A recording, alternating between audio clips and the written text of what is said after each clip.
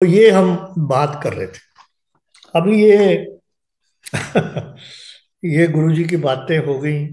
तो मैं दो चार चीजें, क्योंकि जब हम इतनी लंबी बात करते हैं तो थोड़ा चीजें भटक भी जाते हैं। अ, हाँ, अभी जो मुझे एक चीज, कुछ चीजें जो अब प्रथा चली गई हैं और लोग इसके ऊपर इंसिस्ट कर रहे हैं, कुछ मैं इनको मिथ बोलता हूँ कि गुरुजी ने कभी ऐसे फरमान नहीं दिए, गुरुजी ने कभी नहीं बोला ये करो वो करो। अब मैं कुछ चीजें बताना चाहता हूँ जो नई संगत इन चीजों के पीछे मत पड़े। पहली बात है, एक दूसरे को अंकल आंटी बुलाना, हस्बैंड वाइफ अंकल आंटी बुलाना। गुरुजी ने नहीं कहा अंकल आंटी। गुरुजी ने जो उस वक्त अ, संगत आई, उनको इक्वल लेवल पे रखना चाहते थे। कोई बहुत अमीर था, कोई गरीब था, कोई फौजी था, कोई भिखारी था। गुरुजी के दरबार में कोई ये नहीं थी कि फलाना ही आएगा फलाना नहीं आएगा। फौजियों के लिए तो खास प्यार था। अगर उनको नजर आ जाता है बाहर कोई फौजी खड़ा, सिपाही खड़ा, उसको बुलाओ पहले, अंदर लाओ। तो अंकल आंटी वो इस्तेमाल करते थे ताकि किसी का नाम ना लें, इक्वल, सबको इक्वल स्टेटस दें। उन्होंने किसी बात पे नहीं कहा कि हम, मेरे जाने के बाद आप एक दूसरे को अंकल आंटी बोलो, प्लीज स्टॉप दिस। नाम नाम लीजिए, सरबजीत है, यशवंत है, ऐसे नाम लीजिए। हाँ, इज्जत देनी चाहें वो आप इज्जत दीजिए, पर ये जो भ्रम है कि अंकल आंटी कहना, ये बिल्कुल ही गलत है मेरे मुताबिक।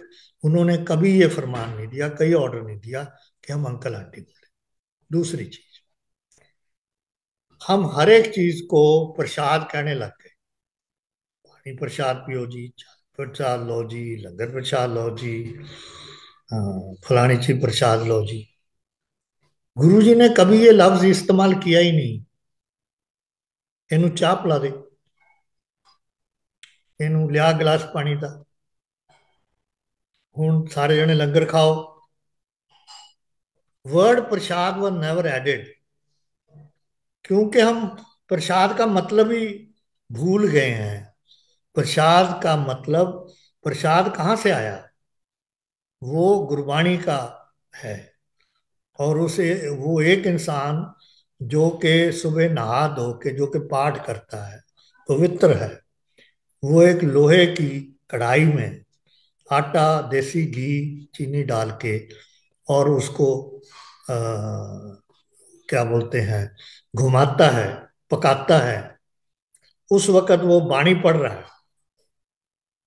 यानी कि बाणी की अ, जो स्ट्रेंथ है, वो जब वो हिला रहा है उसमें डाल रहा है, उसमें रस डाल रहा है बाणी का। और जब वो पूरी कढ़ाई बन गई, बड़े बड़े कॉर्नर जिसमें प्रसाद बनता है, जैसे दरबार साहब है, बंगला साहब है, आप जाके देखो, फिर वो प्रसाद को संगत में बांटना है सबको। वंड खाओ खंड खाओ। ये गुरु नानक दास जी के ਜਦੋਂ उनको इंचार्ज बनाया राजे के गले खाने का, तो 12 डब्बे देने थे कणक के, वो 13-13 दे रहे थे। 13 डजंट मीन 13, 13 मीन्स योर्स। तो किसी ने रिपोर्ट की राजे को कि ये जी आपने नानक को लगाया है, ये तो आपके गोडाउन को खाली कर देगा, ये तो फालतू दिए जा रहा है। तो चेक किया गया गोडाउन, चेक किया गया तो उसमें तो जो कणक थी या जीरी थी, वो कंप्लीट थी। क्यों? जब भगवान चीज बांट रहा है तो वो कैसे कम हो सकती है? इसीलिए मेरा भी एक्सपीरियंस ये है कि जब से मैं अपनी पैसे बांट रहा हूँ या चीजें बांट रहा हूँ या जो चीज मुझे नई चीज दे रहा हूँ जिसको चाहिए, तो 5-6 महीने के बाद वो चीज वापस मेरे पास आ जाती है। अच्छाई का रिजल्ट तुरंत मिलता है, वेट नहीं करता है। तो ये तो आप सोचो ही मत कि अगर हम चीज देंगे तो हमारे बैंक में कमी हो जाएगी या हमारे घर में कमी हो जाएगी, ना, कभी ऐसे नहीं होगा। आपकी बढ़ोतरी होती रहेगी। आप उसमें ऐड होते रहे, तो अच्छे कर्म काम करने से डरना नहीं है। तो ये जो प्रसाद वाली कहानी है, इसको थोड़ा बदल दीजिए, इसको आप साधारण लैंग्वेज में यूज करते हैं, उसको हम करें। ठीक है जी। फिर अगली चीज है कि बहुत लोगों ने शुरू कर दिया, गुरुजी ने कहा मूल मंत्र पढ़ो, शिव पुराण पढ़ो, ये करो वो करो, रिचुअल बन गए, आरती करनी है, जो कि गुरुजी के टाइम में कभी हुक्म नहीं हुआ। यस, उनके बर्थडे पे, शिवरात्रि पे, उनको इज्जत देने के लिए उनकी हम पूजा करते थे कि भगवान रूप हम समाते थे, और वो लिमिटेड लोग करते थे, और वो उस दिन हम उनको ऊंचा दर्जा देते थे। अब सारी दुनिया ये करने लग गई है। अब ये रिचुअल्स का कोई बेनिफिट नहीं मिलेगा आप करने से। बहुत लोग मेरे से बात करते हैं कि जी मैं इतने सालों से गुरुद्वारे जा रहा हूँ, इतने सालों से मैं ये कर रहा हूँ, इतने सालों से मैं बड़े मंदिर जा रहा हूँ, लेकिन मेरे में कोई, भगवान मेरे पे कृपा नहीं कर रहा। क्योंकि आप बेसिक रूल को वायलेट कर रहे हैं। आप अपनी रूह के साथ नहीं मिल रहे, आप अंतर ध्यान नहीं कर रहे, आप अंदर में जो विकार फंसे हैं, बुराइयां फंसी हैं, नेगेटिविटी है, गंदे अल्फाज हैं, लड़ाई झगड़े हैं, अपने माँ बाप को नहीं देखते, अपने बच्चों को ठीक गाइड नहीं करते, तो आपके अंदर कैसे बदलाव आएगा? ये रिचुअल से बदलाव नहीं आएगा, आई गारंटी यू दैट। अब एक लेडी है, वो रिसेंटली मुझे ज्वाइन की है, और वो मेरे से प्रश्न करती रहती है, मैंने ये किया मेरे से, आप मुझे ये बोल रहे हो, लोग बोल रहे हैं ये करो। तो मैंने उस दिन हार के उनको ये बोला, मैंने कहा ऐसे करिए जी, आप 6 महीने आप जाइए, बड़े मंदिर भी जाइए, ये भी करिए, सब करिए, और जब आप में बदलाव आ जाएगा, 6 महीने में बेनिफिट हो, फिर मेरे से बात करना। फिर वो कहती नहीं आप नाराज हो रहे हो। मैं नाराज नहीं हो रहा, मैं तो आपके, जो आप में मन में विचार डाल दिए लोगों ने, वो भ्रम को दूर कर रहा हूं। इन विचारों से आपको कुछ नहीं मिलना, ये मैं गारंटी करता हूं आपको, मेरे से लिख के ले लो। जब तक कि हम अंतर ध्यान अपनी रूह को साफ नहीं करेंगे, एक ओंकार से कनेक्ट नहीं करेंगे, कंपैशन नहीं बढ़ाएंगे, प्यार नहीं बढ़ाएंगे, देना नहीं बढ़ाएंगे, सेवा करने नहीं बढ़ाएंगे, आप में बदलाव नहीं आना। गुरु जी क्या करेंगे? ये एग्जाम्पल देता हूँ बहुत लेडीज को, कि आप गुरु जी के स्वरूप के आगे बैठे हैं, आपका मन बिल्कुल उनके साथ मिला हुआ है, आपने अपना दिया जलाया हुआ, देसी घी जल रहा है, और आपका मन कुछ करने को करने, बस गुरु जी मैं सरेंडर कर दिया। एक वर्ड बड़ा अच्छा यूज कर रहे हैं, सरेंडर कर। सरेंडर का क्या मतलब है? कि मैं गुरु जी के स्वरूप के आगे बैठ गई, मैं बड़े मंदिर चली गई, मैं वो बस किराए वाली पे डुगरी चली गई, क्या हुआ? कमर्शियल काम हो गया, मन तो बदला नहीं, अच्छाई की तरफ गया नहीं। तो ये कार्य जो कर रहे हैं, ये सिर्फ सुपरफिशियल संतुष्टि दे रहा है कि मैंने अब ये कर दिया, अब गुरुजी आप करो। तो मैं उनको बोलता हूं, मैं क्या, आप उस दिन आपने दाल बनानी है माँ की, वो किचन में पड़ी है, लेकिन आपका मन अभी गुरुजी के सामने उठ नहीं रहा। क्या आप गुरुजी को कहेंगे कि गुरुजी मैं तो हूं ਤੁਹਾਡੇ ਨਾਲ ਧੂਣੀ ਲਾ के बैठी हाँ, ਤੁਸੀਂ मेरी दाल बना देना कि दोपहर में रोटी खानी, बन जाएगी क्या? तो जवाब आता है नहीं जी, फिर तो नहीं बनेगी। तो फिर अगर बगैर कार्य करे एक दाल नहीं बन सकती, तो जिंदगी कैसे बदलेगी भाई, जब तक तुम अंदर से काम नहीं करोगे? ये छोटा सा एग्जाम्पल है, कि कुछ भी ले लो, कोई काम घर में जब तक आप खुद नहीं करोगे, खुद विचार अच्छे नहीं लाओगे, तो इस घर में अच्छाई कैसे आएगी? सीधी सी बात है।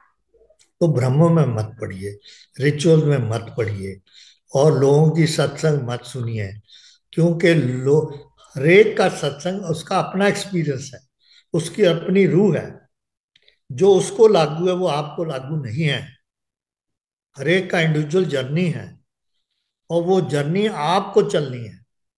अगर आपने शादी की है, आपका रिश्ता अपने हस्बैंड के साथ जब तक दोनों जने एफर्ट नहीं करेंगे, तो रिश्ता वो प्यार का कैसे होगा। बहुत लोग दुखी हैं शादी में, दारू पीते हैं, मारते कुटते हैं, तुर जा, ये हो जा, क्योंकि एक दूसरे की रिस्पेक्ट ही नहीं है, एक दूसरे के साथ लगाव ही नहीं है। सिर्फ शादी कर ली क्योंकि आपने सोना एक दूसरे के साथ, बस बच्चे पैदा कर दिए, कहानी खत्म। तो ये जो डेप्थ है, एक इंसान में घुसना, एक इंसान दूसरे इंसान जिसके साथ रह रहे हैं उसको समझना, और उसमें क्या गलती है उसको साइड में करना, अच्छाइयों को पकड़ना, उसको पॉजिटिव वाइब्रेशन देनी, उसके विचार बदलने अच्छाई की तरफ, उसके मन में डालना कि उसको कितनी अच्छा पार्टनर मिला है, ये नहीं मिलना था बाहर। ये बदलाव चाहिए अगर हमारे घर में खुशहाली आनी है। अगर ये नहीं है तो नहीं आएगा। और मेरी पर्सनल एग्जांपल मैं देता हूँ कि मैं फौजी हूँ, एक married to a doctor, mismatch है प्रोफेशन का, लेकिन हमने जिंदगी हमेशा इकट्ठी चलाई है। कोई काम नहीं जो हमने इकट्ठा नहीं किया। अगर उसको अपना प्रोफेशन छोड़ना पड़ा हमारे साथ इकट्ठे रहने के लिए, तो उसने छोड़ा। अगर मुझे कोई चीज छोड़नी पड़ी उनके लिए, तो मैंने छोड़ी। अगर उनके पास समय नहीं था घर में काम करने का, क्योंकि सारा दिन बाहर थे, हॉस्पिटल में थे, ऑपरेटिव में थे, तो वो काम मैंने किया। खाना बनाना, घर को देखना, गेस्ट को आए उनको देखना, ये सब काम मैंने किए, आज भी करता हूँ। तो जब तक हम शेयर नहीं करेंगे, अंग्रेजी के वर्ड है शेयर एंड केयर, अगर ये दोनों चीजें हमारे बीच में नहीं है, तो कैसे होगा भैया काम। तो ये बात। All right. जो आखिरी बात इसमें मैं बताना चाहता हूँ कि जो रूह हमारे में आई है, ये कई लाख जन्म काट के आई है। इसको हिंदी में बोलते हैं असंख्य जन्म। और इसका क्लासिक एग्जाम्पल मैं देना चाहता हूँ, वो है गौतम बुद्ध। कई लाख जन्म पहले ये मेडिटेट कर रहे थे, और जो सीरियस मेडिटेशन करते हैं तो वो अपने बड़े पाप निकाल सकते हैं। उनको पता लगा कि उस जमाने का बुद्ध, बुद्ध वो है जैसे गुरुजी थे जिसको निर्वाण मिला, उसको ये तगमी है बुद्ध की, नाम नहीं है। कि उस समय का जो बुद्ध है वो फलाने गांव में आ रहा है, ये मेडिटेट कर रहे थे। ये उसके पास गए, मत्था टेका और बोला मुझे ब्लेस कीजिए। तो वो तो उसकी सोल से कनेक्ट कर दिया 2 सेकंड में, और देखा कि ये तो इसके तो जन्म खत्म है, इसने तो इतनी मेडिटेशन कर ली, प्योरिटी पहुंच गया कि इसको अगला बर्थ नहीं है। तो उन्होंने बोला भैया तू तो अपनी जिंदगी पूरी करी बैठा है और तेरा अगला जन्म नहीं है। तो उन्होंने फिर बॉव किया, उन्होंने कहा महाराज मुझे अगला जन्म चाहिए, क्योंकि मैं इंसान के दुख दूर करना चाहता हूँ। तो उस जमाने के बुद्ध ने और उनके गहराई में देखा, कई लाख जन्म आगे गए, और फिर उनको बोला अच्छा, उनकी विल पावर देखी कि बड़ी स्ट्रांग विल पावर है, ये तो करेगा। तो उन्होंने कहा ओके मैं तुम्हें ब्लेस करता हूं, तुम असंख्य जन्म के बाद फलाने राजे के पैदा होगे और तुम्हारा नाम गौतम सिद्धार्थ होगा। और वही बात हो, वो इतने लाख जन्म के बाद।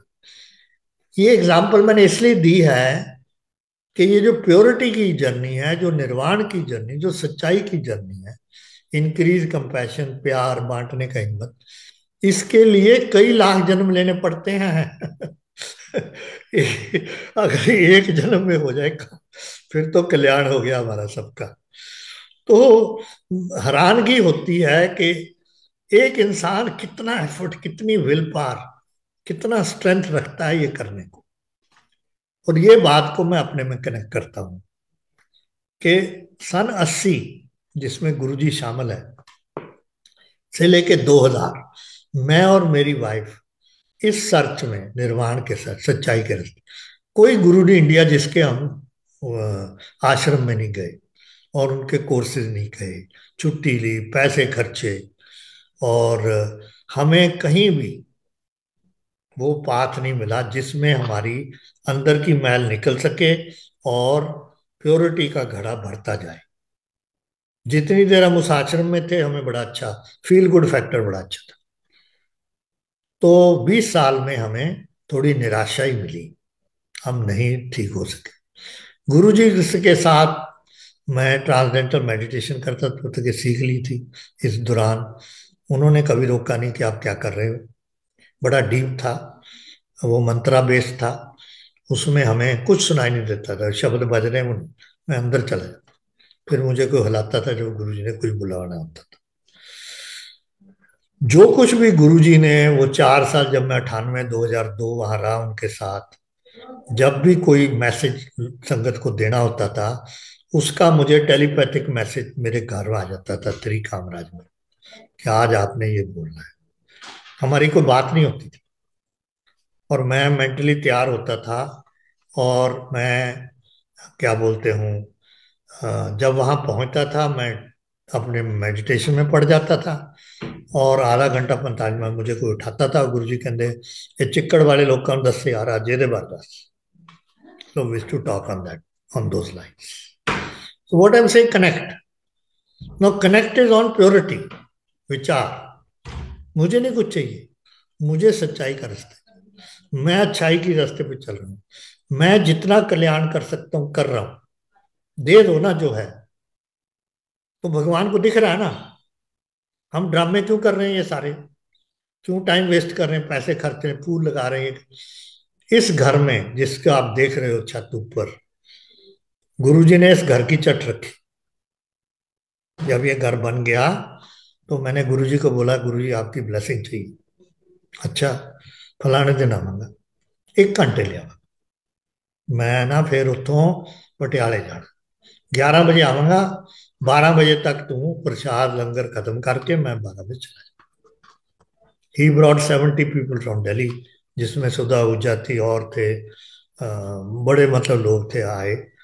और मैंने कुछ नहीं किया, कोई फूल फाल नहीं, कोई कुर्सी नहीं, कुछ नहीं। एक बे विंडो थी, उसका मैंने गद्दा थोड़ा लगा दिया कि गुरु जी यहाँ बैठ जाएंगे, हम नीचे दरी में बैठे। और जो टॉप रागी था यमुनानगर में, अतर सिंह जी, वो ग्रंथ साहब के शब्द गा रहे थे, ग्रंथ साहब नहीं लाते थे। तो वो आए 11 बजे, 2 3 शब्द बजे। उसके बाद जैसे गुरुद्वारे का प्रसाद मेरी वाइफ ने बनाया था भगवान की प्रार्थना के साथ, वो गुरुजी ने बैठे बैठे सबको बांटा। और से 11:30 या पौने 12 वो मेरा सामने साथ ही कमरा है, वहां बेडरूम में चले गए। बड़ा खुला है, बड़ा विंडोज और खुली बड़ी, सुधा ऊर्जा 3 4 लोग और जब मैं वहां देखने गया कि गुरु जी चाय दे दी उनको, तो गुरु जी सब ठीक है। तो गुरु जी कह रहे हैं, देख सुधा, आ देख गरेवाल ने कितना बेस्त बनाया, हेवनली चीज, तू ना यह जा बना मलोट।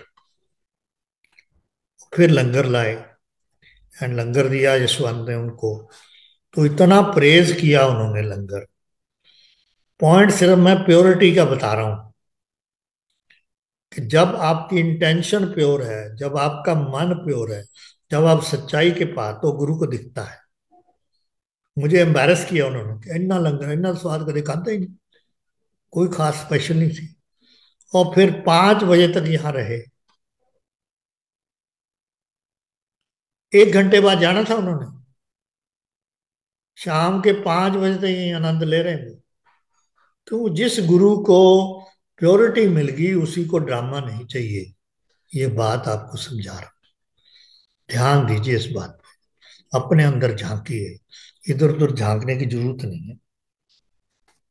अब जब मुझे, अभी आज मैंने भेजा है इनको, सेठी जी को, पेज 102 है गुरबाणी में, जिसमें के लिखा है, सब कुछ घर में बाहर नहीं। ये पहली लाइन है, सब कुछ घर में, सब कुछ अंदर है, बाहर कुछ नहीं है। ये 102 पेज की लाइन, या जिसको चाहिए इसका वीडियो ले लीजिए, उसमें मतलब भी समझाए हैं। मैं तो जो कह रहा हूं ग्रंथ साहब कह रहा है। कि हर एक चीज अंदर है भैया, बाहर कहाँ देख रहे हो। ब्रह्मों में ये जब पूरा आप पेज पढ़ोगे और वो समझाएगा आपको, तो आपको समझ आएगा कि क्यों हम ब्रह्म में पड़े हुए हैं, क्यों हम रिचुअल में पड़े हुए हैं, क्यों हम लोगों की कहानियों पे चल रहे हैं, क्यों हम इधर उधर भटक रहे हैं। ये सारा लिखा है 102 की। मैं नहीं बोल रहा, कि जिस गुरु ने भी लिखा, तो मुझे तो समझ आ गई इस बात। अभी हमें 22 साल हो गए मेडिटेशन करते हुए, विपश्यना मेडिटेशन कर रहे हैं। क्यों ये बुद्धा जी लाए, लोगों का दुख दूर करने के, जब वो यहाँ पैदा हुए। मैं उस स्टोरी को नहीं चलाना चाह रहा, सिर्फ बताना चाह रहा हूँ। इसमें अंतर ध्यान है, टोटल मौन है, और जो मन में आ रहा है वो रुकेगा नहीं, उसको छोड़ना है, और अपने शरीर पे क्या हो उसको देखना है। अभी हमें 22 साल हो गए। 10 साल हमने 10 दिन किया, नहीं हिम्मत पड़ी कि इससे ज्यादा मेडिटेट करें। रोज आके 1 घंटा करते थे। 10 साल के बाद हमने 20 दिन किया, 1 साल कॉन्फिडेंस हो गया। अगले 4 साल 30 दिन किया लगातार मौन, कोई बोलना नहीं, कोई चलना नहीं, सिर्फ अंतर ध्यान रखना और जो आ रहा है उसको छोड़ना और अच्छाई की तरफ जाना। फिर हम 45 दिन करने लगे। पिछले 5 साल से हम 45 दिन करते हैं। और 2018 में जब मैं और मेरी वाइफ 45 दिन कर रहे थे, सिकंदराबाद से 160 किलोमीटर चेन्नई की तरफ एक लेक्स है वहाँ, नगरजाना लेक्स, वहाँ बुद्धा जी ने मेडिटेशन की है। तो वहाँ इन्होंने एक लॉन्ग कोर्स का सेंटर बनाया। मेरे मन में कोई विचार नहीं, पहली दफा ये हुआ कि मेरा मन खाली, और जो भगवान मुझे इशारा दे रहा कि तू आज लेट के कर ले, तू सेल में चले जा, तू हॉल में बैठ जा। मैंने 45 दिन वो बिल्कुल ही हेवनली एनवायरनमेंट में काटे। मुझे पता नहीं कब 45 दिन निकल गए, पता ही नहीं लगा। और तब से 2018 आज 23-24 हो गई है। मैं आपको बताना चाहता हूँ कि सुबह मैं 5 बजे उठ के 5:30 बजे मेडिटेशन पे बैठ जाता हूँ, 1 घंटा रोज। अब मेरे मन में विचार कोई नहीं है। मैं अंतर ध्यान, अंतर कनेक्ट और गुडनेस, प्यार, कंपैशन, ये बात, लोगों के लिए काम, गाइडेंस। तकरीबन रोज 2-3 इंसान मेरे साथ जुड़ जाते हैं जो कि गाइडेंस मांगते हैं, और बहुत मेरा टाइम लगता है उनको समझाने कि ये जो रिचुअल में पड़ रहे इसको छोड़ दो और अच्छाई की तरफ चले जाओ। बहुत टाइम लगता है, बहुत टाइम लगता है। एक एक इंसान पे 1-1 घंटा, 1.5-1.5 घंटा लगता है, क्योंकि उसको उस भ्रम से निकालना बड़ा मुश्किल है। इतना वो मन में पड़ गई हैं चीजें लोगों की सुन सुन के, कि उनके लिए तकलीफ होती है। लेकिन अच्छा ही है मेरा ख्याल। अभी बस करते हैं जी, क्योंकि मेरा तो खत्म नहीं होगा काम। तो जी हाँ, जी जी जी, तो बिल्कुल आज बिल्कुल, किसी गहरी दिन बातें फिर हैं। आगे चल पड़ेंगे इससे, जी जी मेडिटेशन के जी ऊपर एक सेपरेट सेशन ले लेंगे, क्योंकि जी वो जी बड़ा लंबा एक्सपीरियंस है हमारा। तो जी ये जी यू कैन से इंट्रोडक्शन ले लीजिए आज के लिए। अगर जी कुछ जी जी और छोटा मोटा बोलना है तो मैं जी, बोल। मुझे बस दो चीजें मैं आपके साथ मतलब आपसे एक डिस्कशन तो नहीं, एक आपसे क्लैरिफिकेशन चाहता हूँ। हाँ जी। एक तो सबसे बड़ी बात ये कि अंकल, मुझे एक सत्संग आपका याद आता है, गुरुजी की प्रेजेंस में ही आपने किया था। उसमें मेरे विचार में गुरुजी ने जो आपको दो पंक्तियां कही थी, वो एक तरह से गीता का ज्ञान है। हाँ जी। आपने गुरुजी को बोला था कि गुरुजी, आप जा रहे थे नॉर्थ ईस्ट इंसर्जेंसी कंट्रोल करने के लिए। करेक्ट। आपने गुरुजी से ब्लेसिंग मांगी।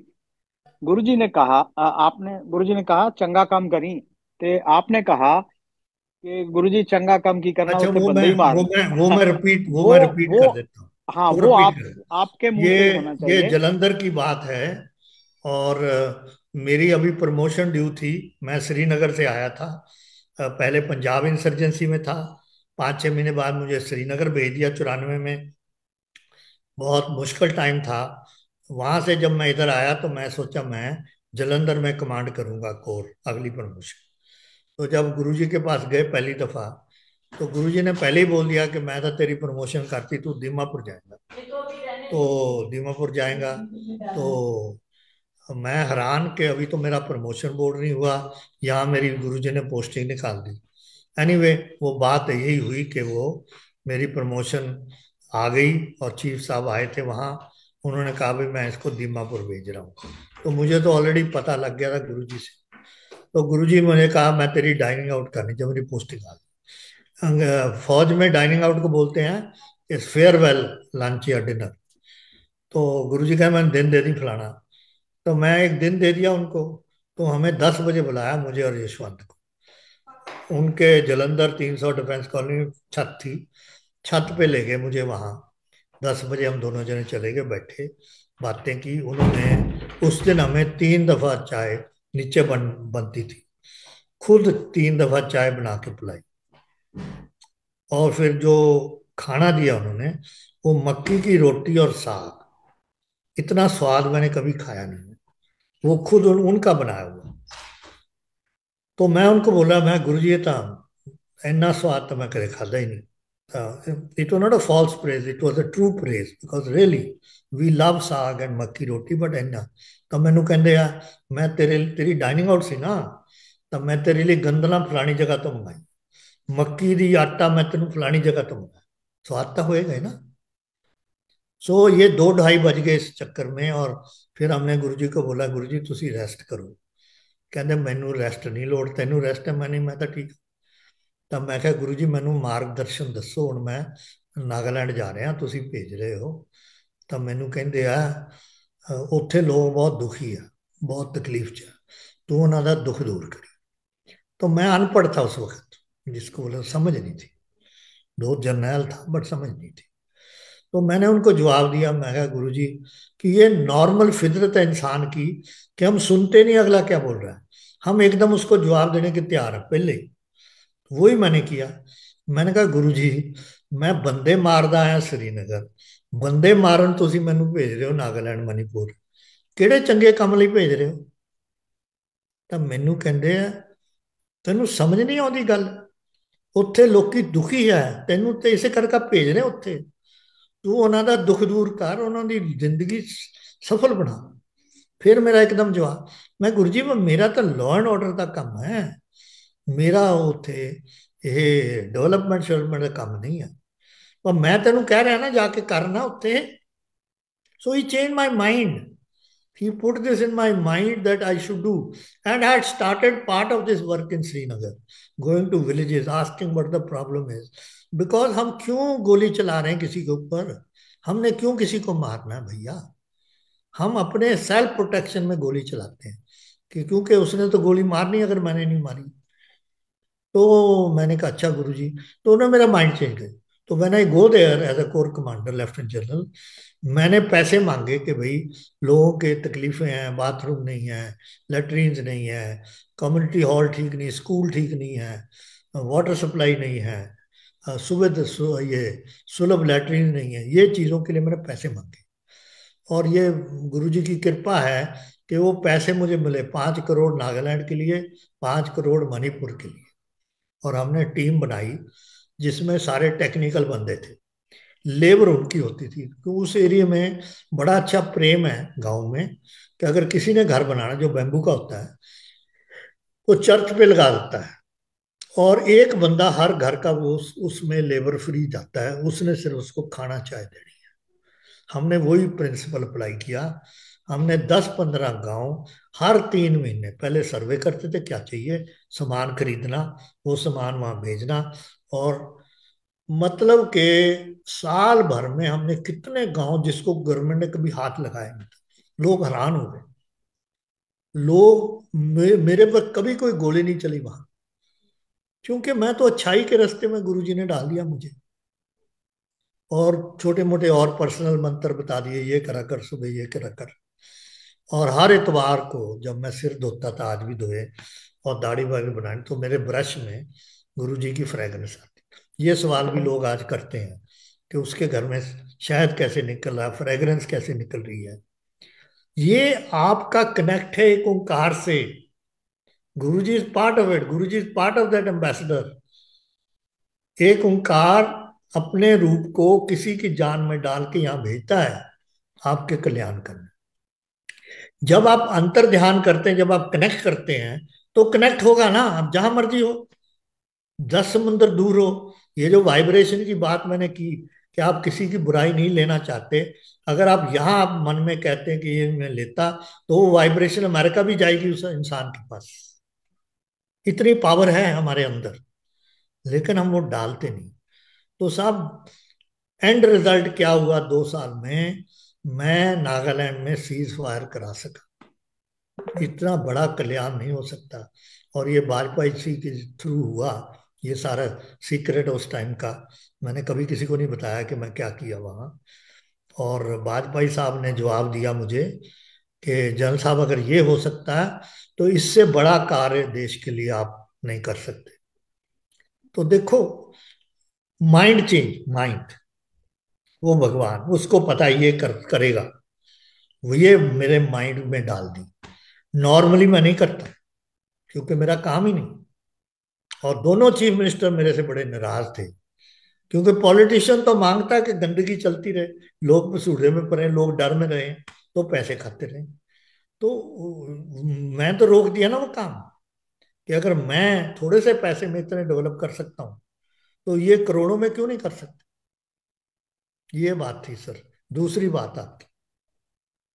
अच्छा, इसमें ना सर एक चीज और, मैं मुझे दो शब्द याद आते हैं, आपने ही कहे थे, और उसका मीनिंग भी आप ही समझा सकते हो। आपने कहा था कि गुरुजी ने कहा, तेरा कर्म नहीं है, तेरी ड्यूटी है वहां यस। जो बंदे यस। मारने। तो ये जो भेद है ना, ये हम सबके समझ में आना बहुत जरूरी है। Okay okay. मैं जब भी आपका सत्संग, वो जब भी आपसे बात करता हूँ या जब भी आपके बारे में सोचता हूँ, तो मुझे वो वाला सत्संग बहुत ही मतलब हिट करता है, और वो बहुत ही अपील करता है कि ये हम सबके समझ में आना चाहिए कि हम, हमारे कर्म क्या है, हमारा कर्तव्य क्या है।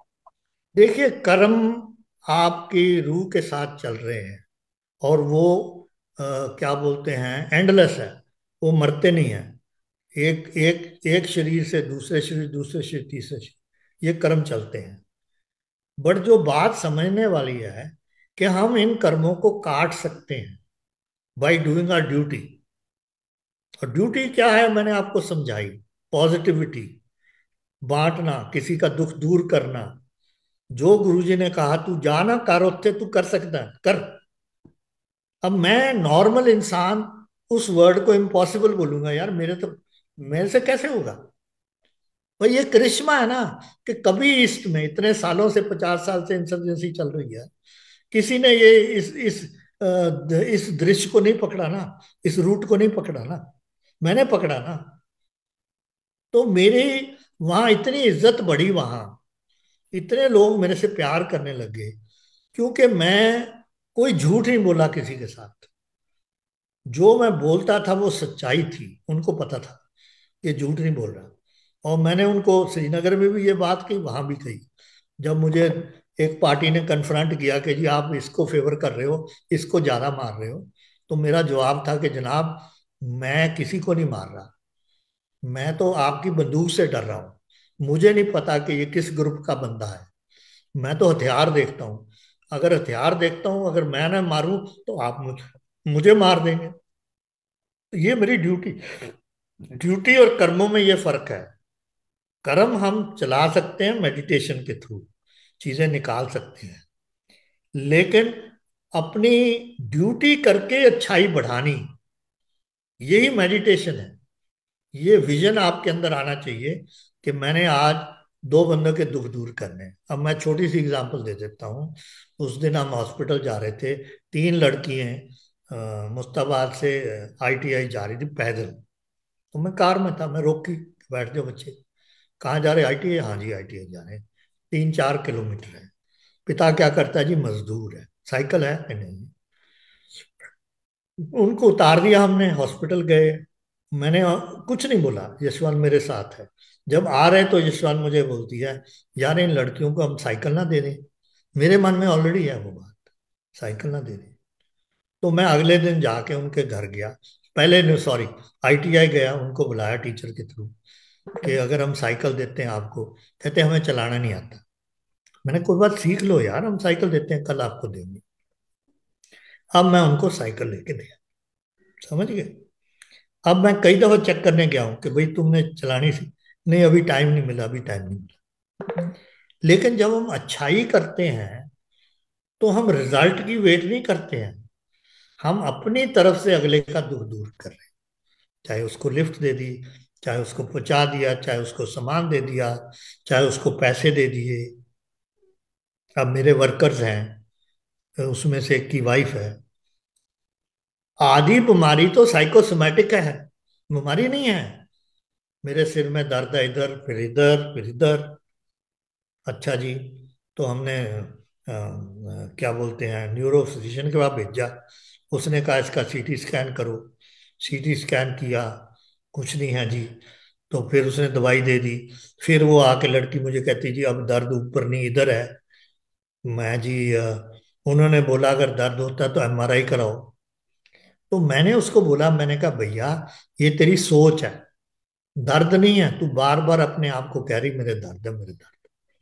और एमआरआई, क्योंकि डॉक्टर ने बोला अगर ठीक नहीं होगा एमआरआई कराना। तेरे मन में एमआरआई, मुझे कोई तकलीफ नहीं है वो पैसे खर्चने में, लेकिन मेरे मुताबिक तू ये दर्द खुद बना रही है। दर्द नहीं है, तेरे मन में आ गया कि जब तक एमआरआई नहीं हो। श्योर अनफ 4 दिन हुए उसके एमआरआई कराई, कुछ नहीं है, ऑल क्लियर। तो अब मैं उसके हस्बैंड को बोल रहा था, मैंने कहा मैं तो पहले ही इसको बोल रहा हूँ कि इनको मेडिटेशन करने की जरूरत है। इसके मन में पड़ गया है कि कौन करे काम, सिर दर्द बोलो, ये बोलो वो बोलो, उल्टे सीधे काम करो। अब एमआरआई होगी, आंखों वाले ने देख लिया, सब देख लिया, ऑल क्लियर कर दिया, कोई दवाई की जरूरत नहीं है। अब ये मन है ना, तो ये सर ड्यूटी पे आ गया कि मुझे कोई तकलीफ नहीं है अगर मेरे 4,000 रुपये चले गए। पर उसके मन का जो कीड़ा है वो तो निकल गया ना। अब आगे क्या? तो ये जो ड्यूटी है और जो हमारे कर्म है, इनका फर्क ये है। और हम इस कर्मों को ठीक कर सकते हैं अगर हम ड्यूटी को बढ़ाएं अच्छाई की तरफ, अपना कंपैशन की तरफ, प्यार की तरफ, पैसे को बांट दें जिसको लोड है। और ये मैं आपको बता देता हूँ, जितने मैं बांट रहा हूँ, किसी की एजुकेशन, किसी का कुछ, किसी का कुछ, 6 महीने के बाद वो पैसे फिर आ जाते हैं। ये भगवान रजिस्टर करता है। कभी मत सोचो कि आज तुमने 4,000 किसी को दे दिए। पहली बात, अगर किसी को दिए, मन में कभी भावना रखने के वापस दे दो, वो पूरा काम आपका नेगेटिव चला जाएगा। दे दिए भूल जाओ, दान में दे दिए। हाँ, मेरे पास बहुत लोग हैं जो वापस आ जाते हैं देने। और मैं कहता हूँ चलो तू खाना अच्छा खा ले यार, इसका फल ले ले, मुझे नहीं चाहिए, मैं तो तुझे दे दिए। सो ऐसे लोग भी हैं जो गरीब हैं, लेकिन वो समझते हैं कि भाई इस बंदे ने मेरी हेल्प की तो मैं उसका वापस करूं। ये भी बड़ी भावना उसके, अच्छा अच्छा स्वभाव। सो सर ये डिफरेंस है बिटवीन कर्म जी एंड ड्यूटी। जी जी। बस एक लास्ट बात और सर। Okay sir. एक छोटी सी तो नहीं, एक बात आपने सत्संगों के बारे में कही। आई फेल्ट कि there is a scope of misunderstanding by people, like many people. या तो श्योर श्योर। मैं चाहता हूं कि आप ही उसको क्लैरिफाई करें, बिकॉज बताएं। सत्संग सुनना जो है वो गुरु जी का एक हम लोगों के लिए संदेश है। वो कहा करते थे, सत्संग सुनने वाले दा भी कल्याण, सत्संग करण वाले दा भी कल्याण। तो अब उसमें बस यही है जो मैंने समझा है कि हमको बस ज्यादा रिचुअलिस्टिक नहीं हो जाना है कि बस सत्संग सत्संग सत्संग। तो ये मुझे लगा, तो थोड़ा सा आप ही उसको भेद हाँ, को बहुत अच्छा हाँ सवाल। ये बड़ा अच्छा सवाल है। देखिए, जी जी गुरु जी जब छोटी संगत थी, इवन पायर स्टेट में जब थोड़ी संगत थी, जब मन में उन्होंने देखा कि ये बंदा तो अपना डिजीज क्योर करने आया है, बैठो उत्ते बैठो, चाह पिलाओ इन्हें, अखा बंद कर, शब्द सुन। मतलब क्या था उसका? उसका मतलब ये था कि जो मन में आपके विचार आ रहे हैं, शंका आ रही है, दुख आ रहा है, उसको आप पॉजिटिव गुरबाणी के शब्दों का मतलब समझ के उसको बदलें। लेकिन हमने तो कोशिश नहीं करनी। हम तो अब गुरु जी की शरण में आ गए हैं और गुरु जी ठीक करेंगे। तो वो कोई भी बदलाव अपने में लाने को तैयार नहीं थे। अब ऐसे इंसान को जो कि उनकी शरण में आया है और वो कुछ उसका करना भी चाहते हैं, बट फ्री में नहीं करना चाहते। उनका मकसद ये था कि आप भी तो कुछ एफर्ट करो ना।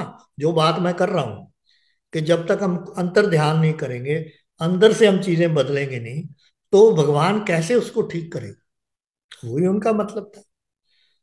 तो वो क्या करते थे, 5-6 महीने के बाद हील टेल समबडी, जिसका कोई क्योर हो गया, कि तू यार इनको इनको अपना बता।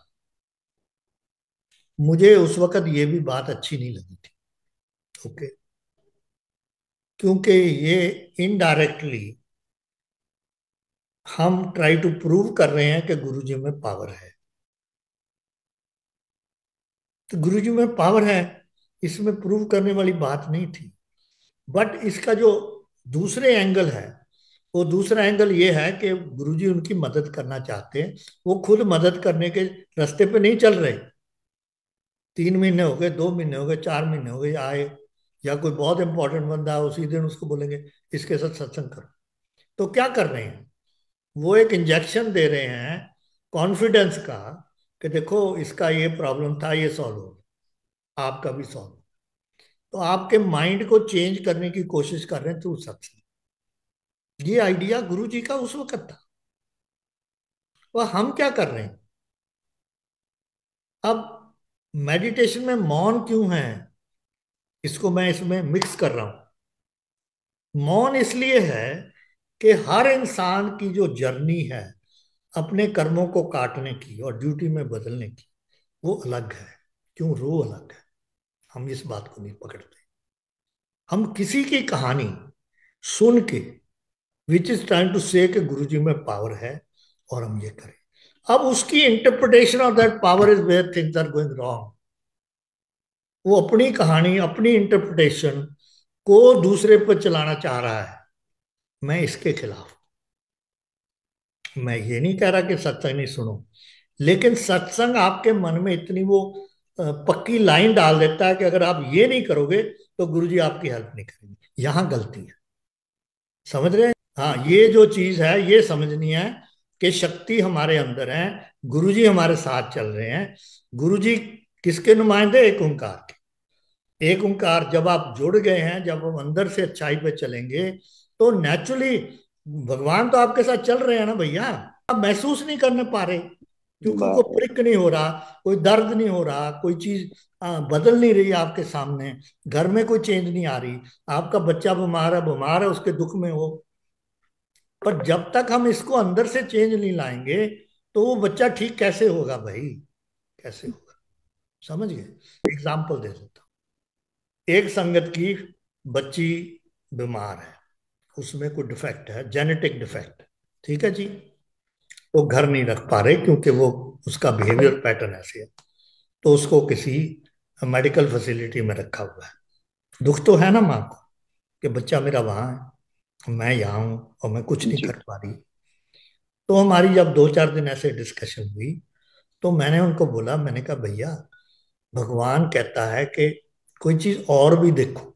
उसको एलोपैथी पे रख रहे हैं कितने साल से, और जो उसकी प्रॉब्लम उसको सप्रेस कर रहे हैं, क्योर नहीं कर रहे। तो मैंने कहा मुझे एक बहुत अच्छा होम्योपैथ मिला है। उनके भी गुरु हमारे बहुत क्लोज फ्रेंड थे। उन्होंने अब बोला कि इसके पास जाओ, और आप, मैं रेकमेंड करता हूं कि आप अपनी बेटी को उसकी दवाई लेके दो। क्यों? एक और संगत है, मैं नाम नहीं लेना चाहता, जिनकी खुद की प्रॉब्लम है और जिनकी बेटी की भी प्रॉब्लम है। दो बंद उस घर में। मैं उनके घर रहा, अ, अभी जनवरी की बात है।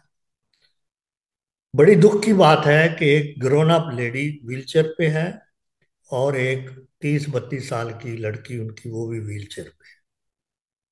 प्रॉब्लम अलग अलग है। एक को किसी चीज की वजह से प्रॉब्लम है, एक को नॉर्मल डिटीरिएशन है लाइफ की। तो मैंने उनको, जब बात हो रही थी, मिला नहीं था, तब मैंने उनको बोला, मैं कहा शायद भगवान आपको बोलता है चेंज कोर्स। आप सो एंड सो डॉक्टर के पास जाइए और उनको ट्राई कीजिए। वो मेरे होम्योपैथिक गुरु हैं। उन्होंने, अब वो बुजुर्ग हो गए हैं, तो उन्होंने अपनी प्रैक्टिस किसी और को दे दी है। तो उन्होंने उनको बोला, भाई फलाने डॉक्टर से संपर्क करो, मेरे से भी अच्छा है। उन्होंने उनकी मेडिसिन शुरू कर दी। और जब मैं उस दिन उनके पास रहा, तो उन्होंने बोला कि हमें फायदा हुआ है। तो मैंने इस लेडी को बोला, आप उससे ट्राई करो, और वो लगी है ट्राई करने। लेकिन बड़ी आर्ग्यूमेंट के बाद, कि जब गुरुजी के पास जा रहे हैं, जब ये कर रहे हैं, तो आप ये बोलते हो ये कर रहे हो वो कर रहे हो। मतलब बहुत ही डिस्कशन। मैंने कहा भैया, भगवान जब थप्पड़ मारता है तो उसमें जो दर्द होता है हमें, उसमें एक छुपी हुई अच्छाई होती है जो हम पकड़ नहीं पाते, क्योंकि दुख बहुत है, तकलीफ बड़ी है। वो तकलीफ हमें और कोई सोचने में मजबूर नहीं करने देती, तो हम ऑल्टरनेटिव ढूंढते ही नहीं। नहीं जी, अगर वो मेडिसिन ली तो वो अस्पताल वाले कैसे देंगे उसको मेडिसिन, वो कहेंगे ये क्या चीज आ गई। मैंने कहा आपने ट्राई नहीं किया। आप डॉक्टर को बोलो हमारे पास एक ऑल्टरनेटिव है, बच्चा इतने साल से सफर कर रहा है, अभी हम इसको ऑल्टरनेटिव मेडिसिन में डाल रहे हैं, क्या तकलीफ है, बोलो तो सही। अब वो हो रहा है, चल पड़ा काम। बट उसके ऊपर हमारे 3-4 एपिसोड हुए, तो यकीन नहीं ना मानने को तैयार। तो एट द एंड मैंने ये उनको ये भी बोला था, मैंने कहा अच्छा आप अपना ट्राई करो, और जब 6 महीने के बाद आपका सब कुछ नहीं होगा तो मेरे पास आ जाना, फिर मैं आपको रास्ते पे डाल दूंगा। नहीं नहीं, आप तो नाराज हो गए। मैं नाराज नहीं हूँ, मैं कैसे कन्विंस करूं आपको। मैं कोई डुगडुगी, कोई मेरेकल नहीं दिखा सकता यहाँ से, नो सॉरी। मैं तो आपको रास्ता जो मैंने सीखा है वो रास्ता बता रहा हूँ, और कुछ नहीं है। सब चीज हमारे में है, शक्ति है। आई एम रनिंग संगत, I am running 83 today. I am up at 5. I go to sleep at 10 at night. I drive a motorcycle, tractor, trolley, car, do all my work. Totally fit physically, mentally. क्यों? अंतर ध्यान, connect, सच्चाई का रास्ता, बंड जेड़ा हैगा। और दूसरा सबसे बड़ी चीज, मैं आज के लिए जी रहा हूं, कल शायद मेरा ना हो। जब ये चीज आ जाती है ना, तो सारी चीजों की इंपॉर्टेंस खत्म हो जाती है, क्योंकि शरीर भगवान से मिल गया। फिर कोई चीज पकड़ने की, कोई चीज की आस्था नहीं कि मैंने 2 स्वेटर और लेने हैं, मेरी गाड़ी जरा बड़ी होनी चाहिए। मैं तो छोटी गाड़ियों में ही हूँ। मुझे लोग कहते थे गरीब जर्नैल है ये। भैया मुझे अपना कंफर्ट देखना है कि दूसरे की इमेज देखनी। क्या मैं आपकी सोच से मेरी शक्ल बदलती है क्या? नहीं बदलती। ये सोच बदलनी है बस, और कुछ नहीं गोपाल जी।